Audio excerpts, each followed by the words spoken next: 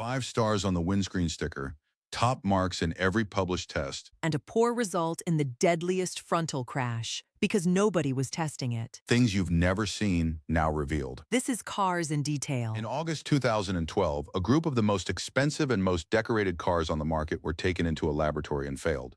Not failed a regulation. They all met every regulation. They failed a test that had not existed the month before.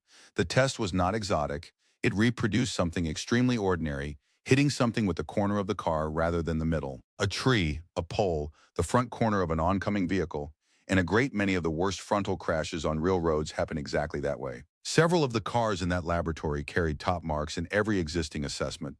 They were not cheating and nothing was hidden. The structure that earned those marks simply was not in the path of that particular impact. This is an episode about what a safety rating actually measures and about the gap between a test and a road. It is worth being fair to the tests before taking them apart, because they are one of the best things that ever happened to the car. Until the 1960s, vehicle safety was mostly a matter of not crashing at all. Barrier impact testing, and then the consumer assessment programs that publish a score anybody can read, changed the entire industry. Once the score became a showroom fact, it became a sales argument, and it started shaping cars before they existed. The result is measurable.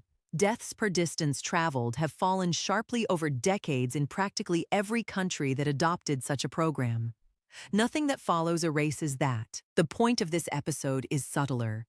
Every ruler measures what the people who designed it were able to imagine, and traffic keeps inventing crashes nobody put into the procedure. To see why the corner behaves so differently, you have to know where the skeleton of a car actually is. The front of a modern vehicle is built around 2 longitudinal beams running from the bumper back to the cabin. They are the road the force travels. They crumple in a designed sequence, absorb energy in a designed order, and hand what is left to the structure surrounding the occupants. The entire discipline of program deformation is organized around them, but those beams sit inboard, roughly in line with the wheels. When the impact lands outside that width, the corner, around a quarter of the front, the force meets neither of them. It goes straight into the wheel, drives the wheel back into the footwell, and travels up the door pillar. It is a different route with a different collapse order, and a car can be excellent on one and mediocre on the other. The uncomfortable number here comes with a reason it cannot be stated precisely. Estimates of what share of serious frontal crashes are of the corner type vary considerably with the database, the country, and the injury threshold used. A figure around a quarter of frontal crashes involving serious injury or death is often cited, and that is an order of magnitude rather than a precise value. There's a second mismatch that is far easier to verify. The same car in the same model year could carry top marks in one assessment program and the lowest available rating in another. Neither was wrong. They were each measuring different things correctly. Comparing stars across programs or across different years of the same program is where showroom information misleads a buyer most. And that applies to whatever car you looked at last. There is a precise moment when this stopped being a technical footnote and became a public embarrassment. A research institute funded by insurers decided to build a test nobody had asked for, designed to reproduce the corner impact specifically. They then did the thing that made it impossible to ignore. They ran it on the most expensive and most praised cars in the category. The results published that August were brutal. Of the first group of luxury and near-luxury saloons put through the new procedure, only one performed well enough to be rated good. Several landed in the 2 worst bands, with major intrusion into the occupant compartment, door pillars giving way, and the dummy sliding sideways out of the area the frontal airbag protects. And here's the detail that gives the story its edge. A number of those same models held top marks in the tests that already existed. There was no fraud, no regulation broken, no hidden component. They met precisely what had been published and required of them. What happened is that the ruler moved and exposed a region of the design nobody had been obliged to look at. The industry response was fast. Within a few years, the structures were revised and the scores climbed as a group. It is worth leaving the spreadsheet and looking at the people inside this. There is an engineer who spends months tuning the exact point at which a beam should begin to fold, working to a fixed budget and a published list of requirements.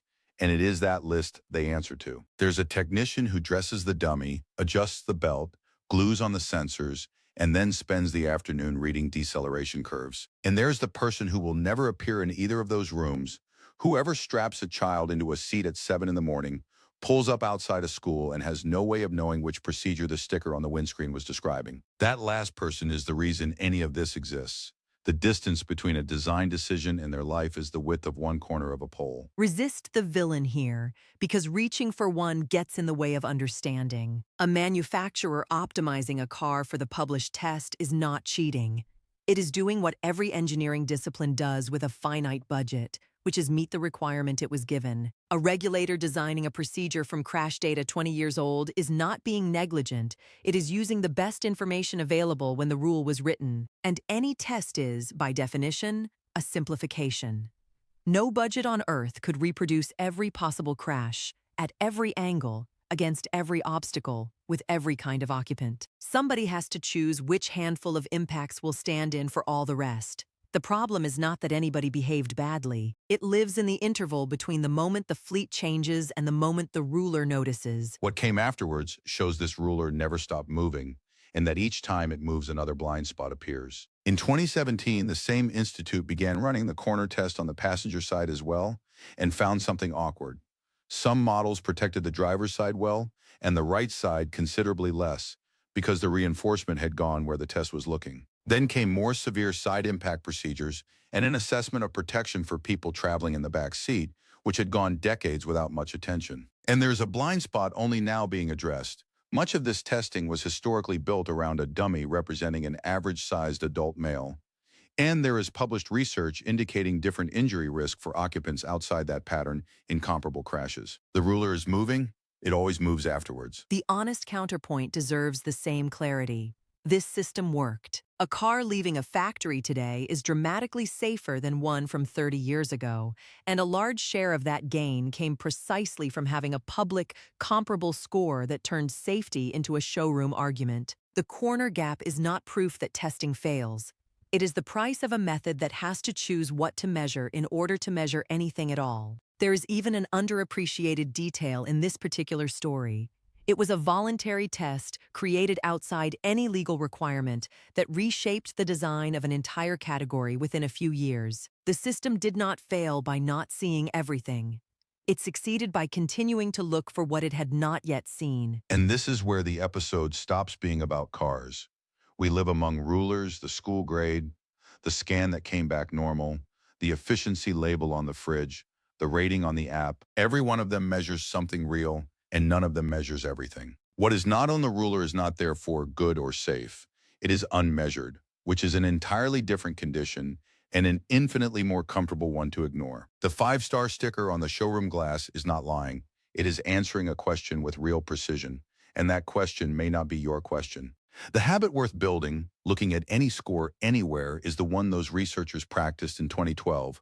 Ask exactly what was measured and what was standing just outside the frame. If you have ever looked at a safety rating while choosing a car, tell us in the comments what you assumed it meant. We read them, and that answer is usually more revealing than the rating itself. And in the next episode, we stay with exactly this logic and look at a component that grew for an excellent reason and created a brand new problem. The front pillar, the one between the windscreen and the door. It became far thicker, so the roof would survive a rollover without collapsing. And in getting thicker, it started hiding a slice of the road, almost exactly the width of a person crossing it. If you like seeing the engineering behind the obvious, subscribe.